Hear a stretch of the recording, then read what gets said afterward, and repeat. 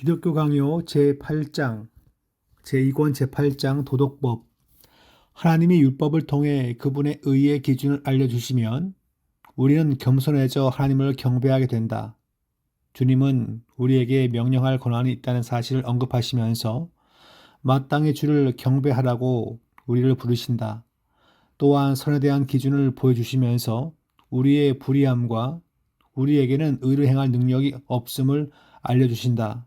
하지만 우리는 주님이 우리가 의를 따르기 바라신다는 사실도 배우게 된다. 그러니까 율법은 그 자체가 목적을 지니고 있는데 율법을 통해서 보면 우리 자신이 불의함을 보면서 내 자신이 겸손해지고 또한 하나님을 경배하게끔 됩니다. 또한 그 율법을 보면서 내 안에 의를 행할 능력이 없다는 것도 발견하죠. 즉 죄인됨을 또 발견도 합니다. 그것이 율법의 일반적인 기능이라 볼 수 있습니다. 우리는 우리의 불의에 대한 공의로운 결과인 영벌의 두려움을 느낄 때 하나님께 자비를 구하게 된다. 그러니까 말씀을 공부하면서 영벌에 대한 영원한 형벌에 대해서도 공부하면서 하나님께 자비를 구하게끔 되고 예수를 믿고 주님을 영접하게끔 되죠. 또한 주님은 이미 자비를 베푸셨으며 놀라운 사랑과 감미로운 약속으로 우리를 그분께 이끄셨다는 사실도 발견하게 된다. 우리가 가진 모든 것은 그분의 것이다. 따라서 우리가 그분께 우리 자신을 드리더라도 단지 빛을 갚는 것이다. 주님은 우리에게 이 생과 내세에서 복을 받으려고 약속하였다. 주님은 악한 자들이 이 생에서는 어려움을, 내세에서는 영원한 죽음을 당할 것이라고 경고하셨다.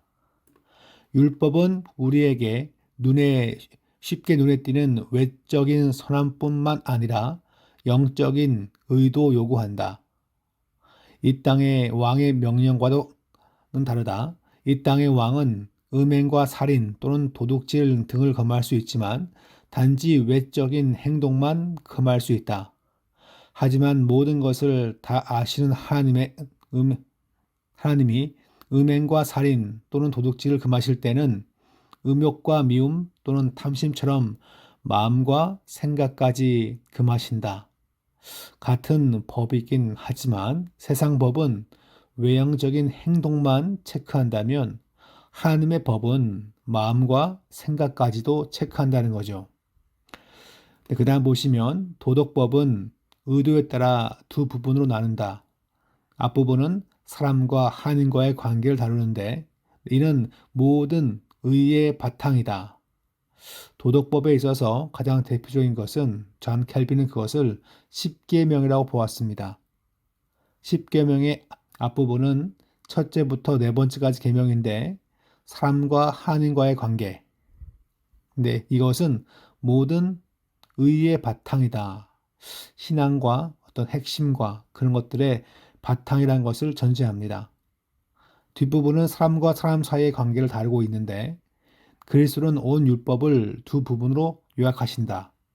내 마음을 다하고 목숨을 다하고 뜻을 다하여 주 너의 하나님을 사랑하라 하셨으니 이것이 크고 첫째 되는 계명이요 둘째도 그와 같으니 내 이웃을 내 자신과 같이 사랑하라 하셨으니 이 두 계명이 온 율법과 선지자의 강령이니라. 그러니까 앞부분은 하나님 사랑이고 뒷부분은 인간을 사랑하는 것을 말하는 것인데 십계명이 대표적인 도덕법으로서 특징을 다룹니다. 옆에 보시면 도덕법의 첫째 부분, 즉 첫째 계명부터 네 번째 계명까지 네 번째 계명까지 다루게 되는데 자, 내용을 보시면 첫째 계명은 나는 너를 애굽 땅 종 되었던 집에서 인도하여 낸 내 하나님 여호와니라. 너는 나 외에는 다른 신들을 내게 두지 말라. 제1계명이죠. 자, 하나님은 여호와라는 이름으로 권위를 요구하신다.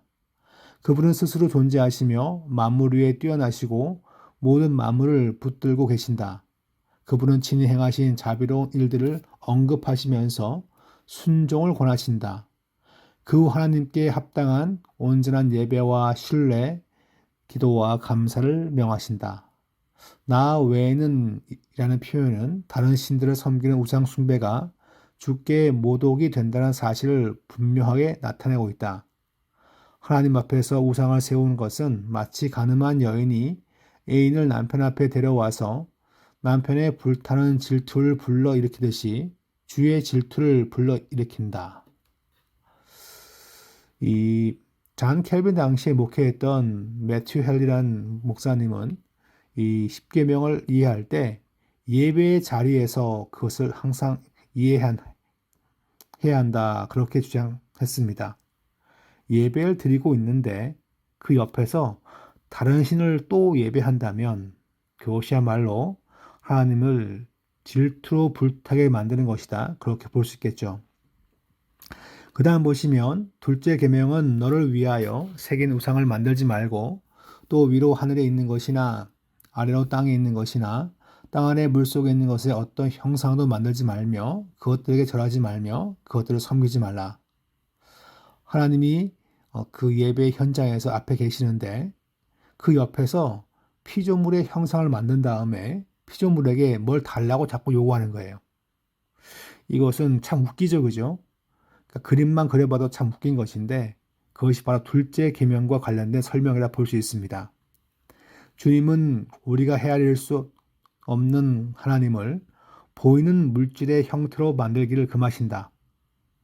사람들은 눈에 보이면 그 앞에 가서 뭘 요구합니다. 그 얘기는 자동 판매기처럼 조절 가능한 신이라는 것을 전제하는데 그것이 바로 우상에 대한 전형적인 모습입니다. 내가 이만큼 기도하고 예배했으면 하나님은 나한테 뭘 해줘야지 라고 막 그런 식으로 생각하는 경우도 있어요. 그러니까 우리가 물론 그것을 우상 숭배라 말하지 않지만 우상 숭배적인 정신으로 믿는 사람들도 있습니다. 하나님을. 좀 그런 부분들도 조심해야 되겠죠. 그분은 우리가 어떤 종류이든 형상에게 절하는 것을 금하신다. 우리 하나님은 그 어떤 경쟁 상대도 대상도 허락하지 않으신다. 네, 그 다음 페이지 보시면 세 번째 계명입니다. 나는 내 하나님 여호와의 이름을 망령되게 부르지 말라. 망령되다는 건 헛되게 혹은 무가치하게 부르는 것인데 지금 여기 보시면 우린 이 계명에서 하나님의 이름과 그분의 위엄을 가장 거룩하게 여겨야 한다고 배운다. 우린 언제나 하나님과 신령한 비밀들에 대해 경외하는 자세로 생각하고 말해야 한다. 넷째 계명은 안식일을 기억하여 거룩히 지키라인데 이 명령을 주신 데는 세 가지 이유가 있다. 첫째, 주의 백성은 자신이 일하기를 멈추고 하나님이 그들을 통해 일하시게 해야 함을 기억해야 한다. 하나님이 나의 삶 가운데 역사하옵소서. 그것을 일주일에 한 번은 쉬면서 간구해야 한다는 거죠.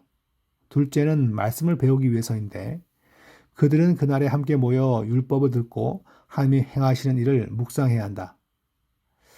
세 번째, 그날에는 육신적인 유익을 구하는 것을 멈추고 안식을 취하며 예배를 드려야 한다. 육신이 쉬어야 한다는 거죠. 세 번째는 거의 창세기에 나와 있는 정신이라면, 두 번째는 이제 구약 시대 때 우리가 이날에 말씀을 배우고 하나님이 행하시는 것을 묵상하고, 첫 번째는 이제는 우리가 무엇입니까? 복음 안에서 자유로운 신약 백성이 되었는데 지금도 하나님이 나를 위해 역사하시기 때문에 그 시간을 허락하는 것입니다. 그러니까 인간이 허락한다는 표현이 좀 그런데 하나님께 내어 맡기는 것이고 하나님의 인도하심을 내어 맡기는 그런 시간, 세 가지를 볼 수 있습니다. 네, 도덕법의 둘째 부분은 5계명부터 10번째 계명까지인데 첫 번째가 무엇입니까? 네, 내 부모를 공경하라. 하나님은 우리에게 우리의 부모와 우리 위에 세운 자들을 공경하라고 요구하신다. 신약 성경에 보시면 이것을 약속 있는 계명이라 불러요. 이 약속이 뭐냐면 내가 땅에서 잘 되고 장수한다. 그게 있습니다. 다른 계명은 그런 게 없어요. 근데 왜 이런 하나님께서 포상금 같은 약속을 내걸었을까요? 그것은 이 계명이 아주 중요하다는 것입니다. 부모 공경하면 사업에 다 성공하고 그 다음에 다 장수한다. 뭐 그렇게 문자적으로 이해할 수는 없지만 하나님은 이 계명을 가장 중요시하고 이 계명을 지키는 자에게 다른 계명보다 더 큰 상급이 있다는 것을 약속한 것입니다. 이 여섯째 계명은 살인하지 말라인데 우린 다른 사람들에게 해를 끼쳐서는 안 되며 다른 사람의 안전도 신경 써야 한다. 다른 생명도 하나님 지으셨음을 우리가 인정하는 거죠. 그래서 살인하지 않는 겁니다. 우리의 마음으로 다른 사람을 미워해도 안 된다. 그 형제를 미워하는 자마다 살인하는 자니라고 나와 있죠. 일곱 번째 계명은 간음하지 말라. 우리의 삶 전체가 순결과 깨끗한 삶의 원칙에 의해 다스림을 받아야 한다. 그다음에 여덟째 계명은 도둑질하지 말라. 만일 우리가 이 명령에 순종하기를 원한다면 현재 상황에 만족해야 한다. 이게 기본 전제 개념이죠. 하나님이 나에게 배부해 주신 삶의 모습에 대해서 만족하는 것인데, 그래서 만족하지 못하면 그건 불신앙인 것인데, 그런 자가 도둑질을 한다는 것입니다. 우리는 합법적인 방법으로 정직하게 얻는 것이 아니라면 그 어떤 것도 얻으려고 해서는 안 된다. 아홉째 계명, 내 이웃에 대하여 거짓 증거하지 말라. 하나님은 진리이시기에 거짓을 미워하신다. 우리 역시 언제나 서로를 진실하게 대해야 한다. 우리는 비방과 수근거림으로 우리의 이웃에게 해를 끼쳐서는 안 된다. 말조심을 잘해야 합니다. 신약시대에 보면 교회마다 다니면서 한가롭게 말을 많이 하는 이 나이 든 여자에 대한 경고의 말씀이 있죠. 아줌마 신드롬인데 하여튼 말을 많이 하면 안 됩니다. 자, 열째 계명은 내 이웃의 집들을 탐내지 말라. 내 이웃의 아내나 그의 남종이나 그의 여종이나 그의 소나 그의 낙이나 물은 내 이웃의 소유를 탐내지 말라. 탐심에 대한 얘기, 탐심에 대한 얘기. 이웃에게 해를 끼치는 악한 마음과 생각을 갖지 말라고 하시는 건데 우리의 모든 생각과 바람은 이웃에게 최고의 덕을 끼치는 일과 맞아야 한다. 탐심은 우상 숭배라. 신약 시대에 그 말씀이 있죠. 그러니까 이 탐심을 먹게 되면 앞에 있는 모든 계명을 다 못 지킵니다. 그러니까 그래서 이제 가장 일반적으로 설명을 해보자면 존 켈빈의 설명은 아닌데 1계명과 10계명은 모든 계명을 지배하고 있습니다. 그래서 영향을 준다는 거예요. 그래서 하나님만 섬기는 것과 그 다음에 탐심이 있다면 그 모든 것은 다 이렇게 하나님을 섬기지 못하고 탐심이 생기면 모든 다 계명이 다 그냥 어그러집니다. 즉 인간의 도덕 자체가 다 망가진다는 거예요. 이 명령들은 우리가 하나님의 순결한 기준에 따라 변화되어 하나님과 우리의 이웃을 사랑하라고 요구한다. 그리스도께서는 이웃이라는 단어에 넓은 의미를 부여하셨다. 선한 사마리아인 비유는 우리의 이웃은 동료뿐만 아니라 이방인과 나그네도 포함된다고 가르친다. 무엇이든지 남에게 대접을 받고자 하는 대로 너희도 남을 대접하라. 이것이 율법이요 선지자니라. 이것이 율법에 대한 그리스도의 요약이었다. 바울은 우리의 관심과 노력을 요하는 또 다른 요약을 제시한다. 온 율법은 내 이웃 사랑하기를 내 자신같이 하라 하신 한 말씀에서 이루어졌나니 그리스도 역시 이를 가르치셨다. 분명히 할 것이 또 한 가지 있다. 어떤 죄악들, 잠깐 스치는 탐심 등은 다른 죄악들처럼 나쁜 것이 아니기에 그러한 죄에 대한 형벌은 죽음이 아니라고 가르치는 사람들이 있다. 큰 해가 안 되는 죄가 있다면 그렇게 생각한다면 사람들은 그거야 그것 때문에 사람들이 지옥 가겠냐 그런 식으로 지옥 갈 죄가 있고 지옥 안 갈 죄가 있다. 그렇게 쉽게 사람들은 말합니다. 자, 그러나 성경은 죄의 삭은 사망이라고 말한다. 이 구절은 일부 어떤 죄가 아니라 모든 죄를 가리키는 것이 분명하다. 자, 주님께서 누구든지 이 계명 중에 지극히 작은 것 하나도 버리고 또 그와 같이 사람을 가르치는 자는 천국에서 지극히 작다 일컬음을 받을 것이라고 가르쳤다.